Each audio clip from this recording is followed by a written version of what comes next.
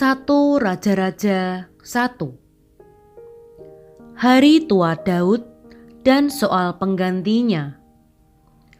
Raja Daud telah tua dan lanjut umurnya, dan biarpun ia diselimuti, badannya tetap dingin. Lalu para pegawainya berkata kepadanya, "Hendaklah dicari bagi tuanku raja seorang perawan yang muda untuk melayani dan merawat raja. Biarlah ia berbaring di pangkuanmu, sehingga badan tuanku raja menjadi panas."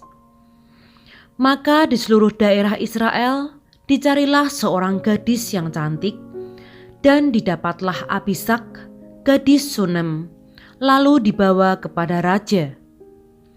Gadis itu amat cantik, dan ia menjadi perawat raja dan melayani dia, tetapi raja tidak bersetubuh dengan dia. Lalu Adonia, anak Hagit, meninggikan diri dengan berkata, "Aku ini mau menjadi raja." Ia melengkapi dirinya dengan kereta-kereta dan orang-orang berkuda, serta 50 orang yang berlari di depannya. Selama hidup Adonia, ayahnya belum pernah menegur dia dengan ucapan, "Mengapa engkau berbuat begitu?" Ia pun sangat elok perawakannya, dan dia adalah anak pertama sesudah Absalom. Maka berundinglah ia dengan Yoab, anak Seruya, dan dengan Imam Abiatar, dan mereka menjadi pengikut dan pembantu Adonia. Tetapi Imam Zadok dan Benaya bin Yoyada dan Nabi Nathan dan Simei dan Rei dan para pahlawan Daud tidak memihak kepada Adonia.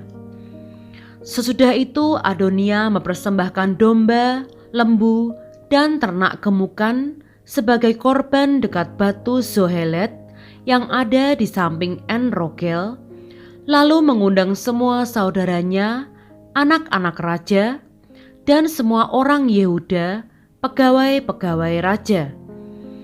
Tetapi Nabi Nathan dan Benaya dan para pahlawan dan Salomo adiknya tidak diundangnya. Lalu berkatalah Nathan kepada Batsyeba, ibu Salomo, "Tidakkah engkau mendengar bahwa Adonia anak Hagit telah menjadi raja, sedang tuan kita Daud tidak mengetahuinya? Karena itu baiklah kuberi nasihat kepadamu, supaya engkau dapat menyelamatkan nyawamu dan nyawa anakmu Salomo. Pergilah masuk menghadap Raja Daud dan katakan kepadanya, 'Bukankah tuanku sendiri, ya rajaku, telah bersumpah kepada hambamu ini, anakmu Salomo akan menjadi raja sesudah aku, dan dialah yang akan duduk di atas tahtaku? Mengapa sekarang Adonia menjadi raja? Dan selagi engkau berbicara di sana dengan raja, aku pun akan masuk pula dan menyokong perkataanmu itu.' Jadi masuklah Batsyeba menghadap raja ke dalam kamarnya. Waktu itu raja sudah sangat tua, dan Abisak, gadis Sunem itu melayani raja. Lalu Batsyeba berlutut dan sujud menyembah kepada raja. Raja bertanya, 'Ada yang kau ingini?' Lalu perempuan itu berkata kepadanya, 'Tuanku sendiri telah bersumpah demi Tuhan Allahmu kepada hambamu ini, anakmu Salomo akan menjadi raja sesudah aku, dan ia akan duduk di atas tahtaku. Tetapi sekarang lihatlah, Adonia telah menjadi raja, sedang tuanku raja sendiri tidak mengetahuinya. Ia telah menyembelih banyak lembu, ternak gemukan, dan domba, dan telah mengundang semua anak raja dan Imam Abiatar dan Yoab, panglima itu. Tetapi hambamu Salomo tidak diundangnya. Dan kepadamulah, ya tuanku raja, tertuju mata seluruh orang Israel, supaya engkau memberitahukan kepada mereka siapa yang akan duduk di atas tahta tuanku raja sesudah tuanku. nanti aku ini dan anakku Salomo dituduh bersalah segera sesudah tuanku raja mendapat perhentian bersama-sama dengan nenek moyangnya." Selagi Batsyeba berbicara dengan raja, datanglah Nabi Natan. Diberitahukan kepada raja, "Itu ada Nabi Natan." Masuklah ia menghadap raja, lalu sujud menyembah kepada raja dengan mukanya sampai ke tanah. Natan berkata, "Ya tuanku raja, tuanku sendirilah rupa-rupanya yang telah berkata, Adonia akan menjadi raja sesudah aku, dan ia akan duduk di atas tahtaku. Sebab pada hari ini ia telah menyembelih banyak lembu, ternak gemukan, dan domba. Ia mengundang semua anak raja, para panglima, dan imam Abiatar, dan sesungguhnya mereka sedang makan minum di depannya sambil berseru, 'Hidup Raja Adonia!'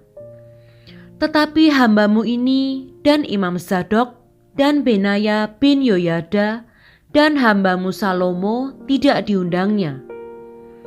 Jika hal ini terjadi dari pihak tuanku raja, maka engkau tidak memberitahu hamba-hambamu ini siapa yang akan duduk di atas tahta tuanku raja sesudah tuanku." Salomo diurapi menjadi raja. Lalu Raja Daud menjawab, katanya, "Panggillah Batsyeba." Perempuan itu masuk menghadap raja dan berdiri di depannya. Lalu raja bersumpah dan berkata, "Demi Tuhan yang hidup, yang telah membebaskan nyawaku dari segala kesesakan, pada hari ini aku akan melaksanakan apa yang kujanjikan kepadamu demi Tuhan, Allah Israel, dengan sumpah. Anakmu Salomo akan menjadi raja sesudah aku, dan dialah yang akan duduk di atas tahtaku menggantikan aku." Lalu Batsyeba berlutut dengan mukanya sampai ke tanah. Ia sujud menyembah kepada raja dan berkata, "Hidup tuanku Raja Daud untuk selama-lamanya." Lagi kata Raja Daud, "Panggillah Imam Zadok, Nabi Natan, dan Benaya bin Yoyada." Mereka masuk menghadap raja, dan raja berkata kepada mereka, "Bawalah para pegawai tuanmu ini, naikkan anakku Salomo ke atas bagal betina kendaraanku sendiri, dan bawa dia ke Gihon. Imam Zadok dan Nabi Natan harus mengurapi dia di sana menjadi raja atas Israel. Kemudian kamu meniup sangkakala dan berseru, 'Hidup Raja Salomo!' Sesudah itu kamu berjalan pulang dengan mengiring dia. Lalu ia akan masuk dan duduk di atas tahtaku, sebab dialah yang harus naik tahta menggantikan aku. Dan dialah yang kutunjuk menjadi raja atas Israel dan Yehuda." Lalu Benaya bin Yoyada menjawab raja, "Amin. Demikianlah kiranya firman Tuhan, Allah tuanku raja. Seperti Tuhan menyertai tuanku raja, demikianlah kiranya ia menyertai Salomo. Semoga ia membuat tahta Salomo lebih agung dari tahta tuanku Raja Daud." Lalu pergilah Imam Zadok, Nabi Natan, dan Benaya bin Yoyada dengan orang Kreti dan orang Pleti. Mereka menaikkan Salomo ke atas bagal betina Raja Daud dan membawanya ke Gihon. Imam Zadok telah membawa tabung tanduk berisi minyak dari dalam kemah, lalu diurapinya Salomo. Kemudian sangkakala ditiup dan seluruh rakyat berseru, "Hidup Raja Salomo!" Sesudah itu seluruh rakyat berjalan di belakangnya sambil membunyikan suling dan sambil bersukaria ramai-ramai, sampai seakan-akan bumi terbelah oleh suara mereka. Hal itu kedengaran kepada Adonia dan kepada semua undangan yang bersama-sama dengan dia ketika mereka baru habis makan. Ketika Yoab mendengar bunyi sangkakala itu, ia berkata, Apakah sebabnya kota begitu ribut?" Selagi ia berbicara, datanglah Yonatan anak Imam Abiatar. Lalu Adonia berkata, "Masuklah, sebab engkau seorang ksatria, dan tentulah engkau membawa kabar baik." Tetapi Yonatan menjawab Adonia, "Tidak, Tuan kita Raja Daud telah mengangkat Salomo menjadi raja. Raja telah menyuruh supaya Imam Zadok dan Nabi Nathan dan Benaya bin Yoyada dengan orang Kreti dan orang Peleti menyertai Salomo, dan mereka menaikkan dia ke atas bagal betina raja. Imam Zadok dan Nabi Nathan mengurapi dia di Gihon menjadi raja, dan dari sana mereka sudah pulang dengan bersukaria, sehingga kota menjadi ribut. Itulah bunyi yang kamu dengar tadi. Salomo sekarang duduk di atas tahta kerajaan. Juga pegawai-pegawai raja telah datang mengucap selamat kepada Tuan kita Raja Daud dengan berkata, kiranya Allahmu membuat nama Salomo lebih masyhur daripada namamu, dan tahtanya lebih agung daripada tahtamu. Dan raja pun telah sujud menyembah di atas tempat tidurnya. Dan beginilah katanya, terpujilah Tuhan Allah Israel yang pada hari ini telah memberi seorang duduk di atas tahtaku yang aku sendiri masih boleh saksikan. Maka semua undangan Adonia itu terkejut, lalu bangkit dan masing-masing pergi menurut jalannya. Takutlah Adonia kepada Salomo. Sebab itu ia segera pergi memegang tanduk-tanduk mezbah. Lalu diberitahukanlah kepada Salomo. Ternyata Adonia takut kepada Raja Salomo, dan ia telah memegang tanduk-tanduk mezbah serta berkata, biarlah Raja Salomo lebih dahulu bersumpah mengenai aku, bahwa ia takkan membunuh hambanya ini dengan pedang. Lalu kata Salomo, jika ia berlaku sebagai kesatria, maka sehelai rambut pun dari kepalanya tidak akan jatuh ke bumi. Tetapi jika ternyata ia bermaksud jahat, haruslah ia dibunuh. Dan Raja Salomo menyuruh orang menjemput dia dari mezbah itu. Ketika ia masuk, sujudlah ia menyembah kepada Raja Salomo. Lalu Salomo berkata kepadanya, pergilah ke rumahmu.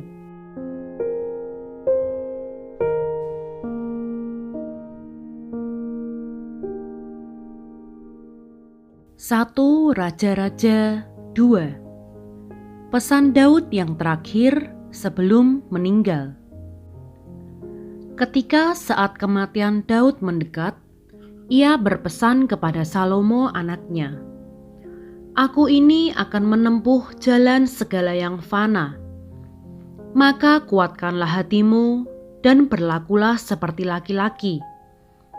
Lakukanlah kewajibanmu dengan setia terhadap Tuhan Allahmu, dengan hidup menurut jalan yang ditunjukkannya, dan dengan tetap mengikuti segala ketetapan, perintah, peraturan, dan ketentuannya, seperti yang tertulis dalam hukum Musa, supaya engkau beruntung dalam segala yang kau lakukan dan dalam segala yang kau tuju, dan supaya Tuhan menepati janji yang diucapkannya tentang aku, yakni, jika anak-anakmu laki-laki tetap hidup di hadapanku dengan setia, dengan segenap hati, dan dengan segenap jiwa, maka keturunanmu tak akan terputus dari tahta kerajaan Israel.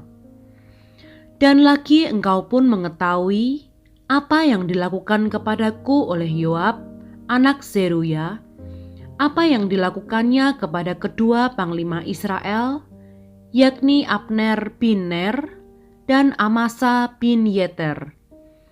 Ia membunuh mereka dan menumpahkan darah dalam zaman damai, seakan-akan ada perang, sehingga sabuk pinggangnya dan kasut kakinya berlumuran darah.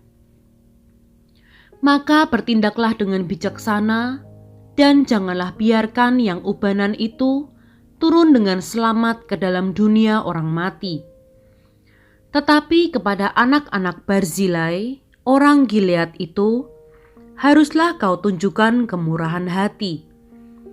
Biarlah mereka termasuk golongan yang mendapat makanan dari mejamu, sebab mereka pun menunjukkan kesetiaannya dengan menyambut aku pada waktu aku melarikan diri dari depan kakakmu Absalom. Juga masih ada padamu Simei bin Gera, orang Benyamin, dari Bahurim. Dialah yang mengutuki aku dengan kutuk yang kejam pada waktu aku pergi ke Mahanaim. Tetapi kemudian ia datang menyongsong aku di sungai Yordan, dan aku telah bersumpah kepadanya demi Tuhan, takkan kubunuh engkau dengan pedang. Sekarang janganlah bebaskan dia dari hukuman, sebab engkau seorang yang bijaksana dan tahu apa yang harus kau lakukan kepadanya untuk membuat yang ubanan itu turun dengan berdarah ke dalam dunia orang mati. Kemudian Daud mendapat perhentian bersama-sama nenek moyangnya, dan ia dikuburkan di kota Daud. Dan Daud memerintah orang Israel selama 40 tahun. Di Hebron ia memerintah 7 tahun, dan di Yerusalem ia memerintah 33 tahun. Salomo duduk di atas tahta Daud ayahnya, dan kerajaannya sangat kokoh. Tindakan-tindakan Salomo untuk mengokohkan tahtanya. Pada suatu hari, Adonia anak Hagit masuk menghadap Batsyeba ibu Salomo, lalu perempuan itu berkata, "Apakah engkau datang dengan maksud damai?" Jawabnya, "Ya, damai." Kemudian katanya, "Ada sesuatu yang hendak kukatakan kepadamu." Jawab perempuan itu, "Katakanlah."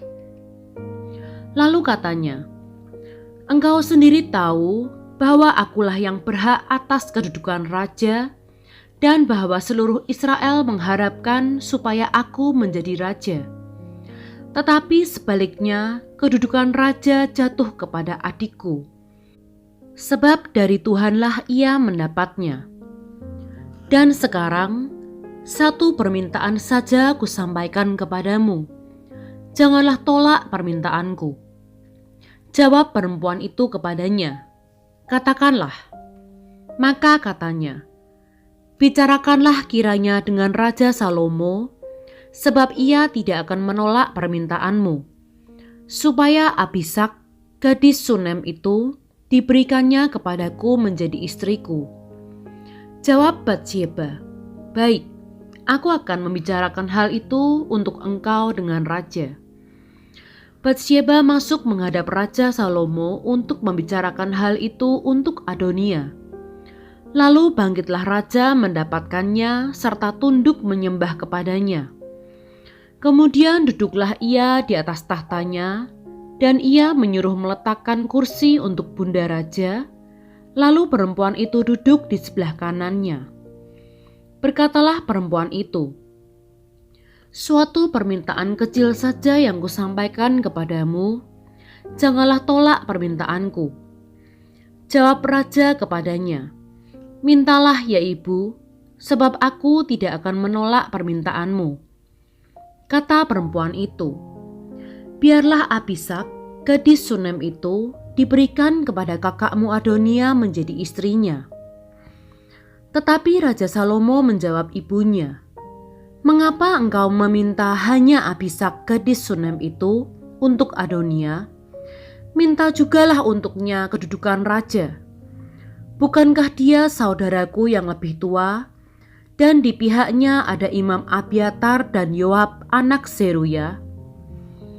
Lalu bersumpahlah Raja Salomo demi Tuhan, "Beginilah kiranya Allah menghukum aku, bahkan lebih daripada itu, jika Adonia tidak membayarkan nyawanya dengan permintaan ini. Oleh sebab itu demi Tuhan yang hidup, yang menegakkan aku dan mendudukan aku di atas tahta Daud ayahku, dan yang membuat bagiku suatu keluarga seperti yang dijanjikannya, pada hari ini juga Adonia harus dibunuh. Lalu Raja Salomo menyerahkan hal itu kepada Benaya bin Yoyada. Orang ini memancung dia sehingga mati. Dan kepada Imam Abiatar, Raja berkata, "Pergilah ke Anatot, ke tanah milikmu, sebab engkau patut dihukum mati. Tetapi pada hari ini, aku tidak akan membunuh engkau, oleh karena engkau telah mengangkat tabut Tuhan Allah di depan Daud ayahku, dan oleh karena engkau telah turut menderita dalam segala sengsara yang diderita ayahku." Lalu Salomo memecat Abiatar dari jabatannya sebagai imam Tuhan. Dengan demikian, Salomo memenuhi firman Tuhan yang telah dikatakannya di Silo mengenai keluarga Eli. Ketika kabar itu sampai kepada Yoab, memang Yoab telah memihak kepada Adonia, sekalipun ia tidak memihak kepada Absalom. Maka larilah Yoab ke kemah Tuhan, lalu memegang tanduk-tanduk mezbah. Kemudian diberitahukanlah kepada Salomo bahwa Yoab sudah lari ke kemah Tuhan dan telah ada di samping mezbah. Lalu Salomo menyuruh Benaya bin Yoyada, "Pergilah, pancung dia." Benaya masuk ke dalam kemah Tuhan serta berkata kepadanya, "Beginilah kata raja, keluarlah." Jawabnya, "Tidak, sebab disinilah aku mau mati." Lalu Benaya menyampaikan jawab itu kepada raja. Katanya, "Beginilah kata Yoab, dan beginilah jawabnya kepadaku." Kata raja kepadanya, "Perbuatlah seperti yang dikatakannya.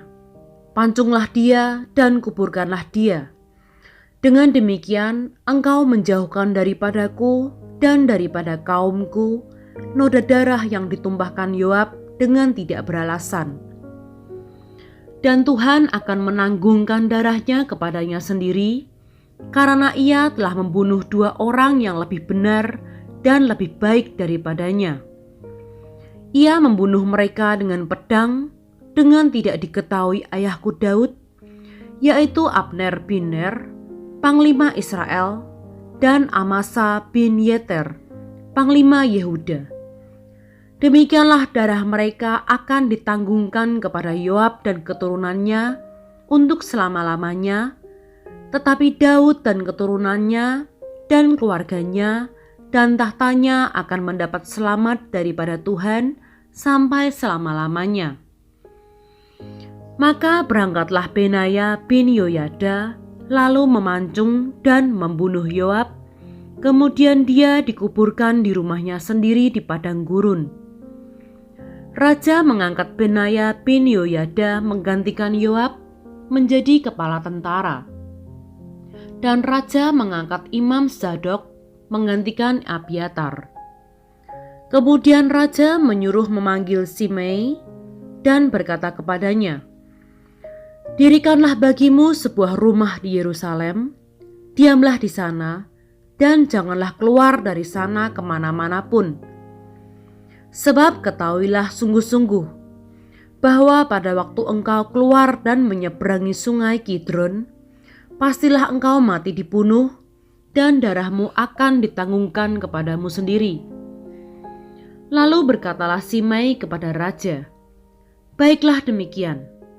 Seperti yang tuanku raja katakan, demikianlah akan dilakukan hambamu ini." Lalu Simei diam di Yerusalem beberapa waktu lamanya. Dan sesudah lewat 3 tahun, terjadilah bahwa 2 orang hamba Simei lari kepada Akis bin Maaka, Raja Gad.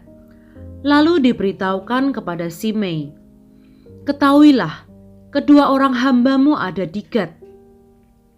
Maka berkemaslah Simei, dipelanainya keledainya, dan pergilah ia ke Gad kepada Akis untuk mencari hambanya itu.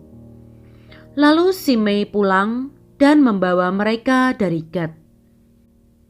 Ketika diberitahukan kepada Salomo, bahwa tadinya Simei pergi dari Yerusalem ke Gad dan sekarang sudah pulang, maka raja menyuruh memanggil Simei dan berkata kepadanya, "Bukankah aku telah menyuruh engkau bersumpah demi Tuhan dan telah memperingatkan engkau begini? Ketahuilah sungguh-sungguh bahwa pada waktu engkau keluar dan pergi kemana-mana pun, pastilah engkau mati dibunuh."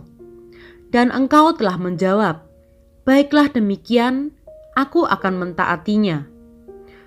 Mengapa engkau tidak menepati sumpah demi Tuhan itu dan juga perintah yang kuperintahkan kepadamu?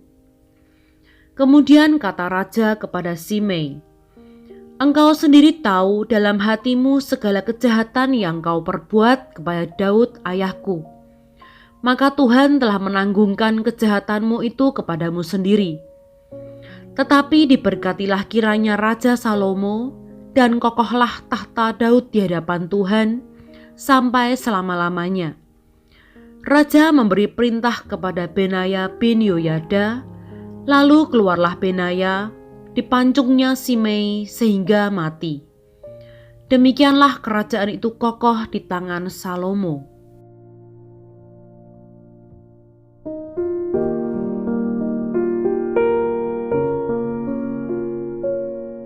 1 Raja-Raja 3. Doa Salomo memohon hikmat. Lalu Salomo menjadi menantu Firaun raja Mesir.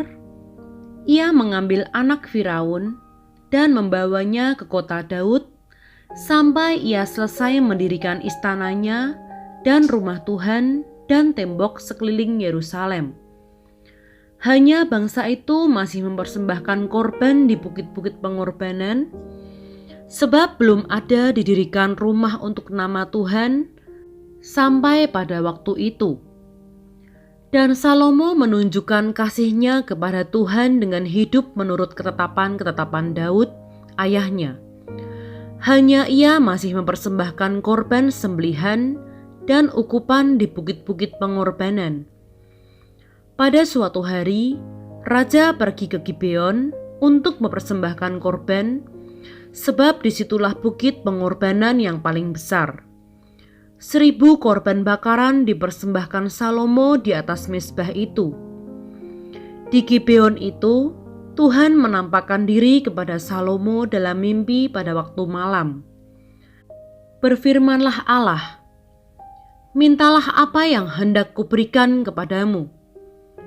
Lalu Salomo berkata, "Engkaulah yang telah menunjukkan kasih setiamu yang besar kepada hamba-Mu Daud ayahku. Sebab ia hidup di hadapanmu dengan setia, benar, dan jujur terhadap engkau, dan engkau telah menjamin kepadanya kasih setia yang besar itu dengan memberikan kepadanya seorang anak yang duduk di tahtanya seperti pada hari ini. Maka sekarang ya Tuhan Allahku, Engkaulah yang mengangkat hamba-Mu ini menjadi raja menggantikan Daud ayahku, sekalipun aku masih sangat muda dan belum berpengalaman. Demikianlah hamba-Mu ini berada di tengah-tengah umat-Mu yang Kau pilih, suatu umat yang besar, yang tidak terhitung dan tidak terkira banyaknya. Maka berikanlah kepada hamba-Mu ini hati yang faham menimbang perkara, untuk menghakimi umat-Mu dengan dapat membedakan antara yang baik dan yang jahat. Sebab siapakah yang sanggup menghakimi umat-Mu yang sangat besar ini? Lalu adalah baik di mata Tuhan bahwa Salomo meminta hal yang demikian. Jadi berfirmanlah Allah kepadanya, "Oleh karena engkau telah meminta hal yang demikian dan tidak meminta umur panjang atau kekayaan atau nyawa musuhmu, melainkan pengertian untuk memutuskan hukum, maka sesungguhnya aku melakukan sesuai dengan permintaanmu itu. Sesungguhnya aku memberikan kepadamu hati yang penuh hikmat dan pengertian, sehingga sebelum engkau tidak ada seorang pun seperti engkau, dan sesudah engkau takkan bangkit seorang pun seperti engkau. Dan juga apa yang tidak kau minta aku berikan kepadamu, baik kekayaan maupun kemuliaan, sehingga sepanjang umurmu takkan ada seorang pun seperti engkau di antara raja-raja. Dan jika engkau hidup menurut jalan yang kutunjukkan, dan tetap mengikuti segala ketetapan dan perintahku, sama seperti ayahmu Daud, maka aku akan memperpanjang umurmu. Lalu terjagalah Salomo, ternyata ia bermimpi. Sekembalinya ke Yerusalem, berdirilah ia di hadapan tabut perjanjian Tuhan, dipersembahkannya korban-korban bakaran dan korban-korban keselamatan. Kemudian ia mengadakan perjamuan bagi semua pegawainya. Hikmat Salomo pada waktu memberi keputusan. Pada waktu itu masuklah 2 orang perempuan sundal menghadap raja, lalu mereka berdiri di depannya. Kata perempuan yang satu, "Ya tuanku, aku dan perempuan ini diam dalam satu rumah, dan aku melahirkan anak pada waktu dia ada di rumah itu. Kemudian pada hari ketiga sesudah aku, perempuan ini pun melahirkan anak. Kami sendirian, tidak ada orang luar bersama-sama kami dalam rumah, hanya kami berdua saja dalam rumah. Pada waktu malam, anak perempuan ini mati karena ia menidurinya. Pada waktu tengah malam ia bangun, lalu mengambil anakku dari sampingku, sementara hambamu ini tidur, dibaringkannya anakku itu di pangkuannya, sedang anaknya yang mati itu dibaringkannya di pangkuanku. Ketika aku bangun pada waktu pagi untuk menyusui anakku, tampaklah anak itu sudah mati. Tetapi ketika aku mengamat-amati dia pada waktu pagi, tampaklah bukan dia anak yang kulahirkan." Kata perempuan yang lain itu, "Bukan, anakkulah yang hidup dan anakmulah yang mati." Tetapi perempuan yang pertama berkata pula, "Bukan, anakmulah yang mati dan anakkulah yang hidup." Begitulah mereka bertengkar di depan raja. Lalu berkatalah raja, yang seorang berkata, "Anakkulah yang hidup ini dan anakmulah yang mati." Yang lain berkata, "Bukan, anakmulah yang mati dan anakkulah yang hidup." Sesudah itu raja berkata, "Ambilkan aku pedang." Lalu dibawalah pedang ke depan raja. Kata raja, "Penggalah anak yang hidup itu menjadi 2, dan berikanlah setengah kepada yang satu, dan yang setengah lagi kepada yang lain."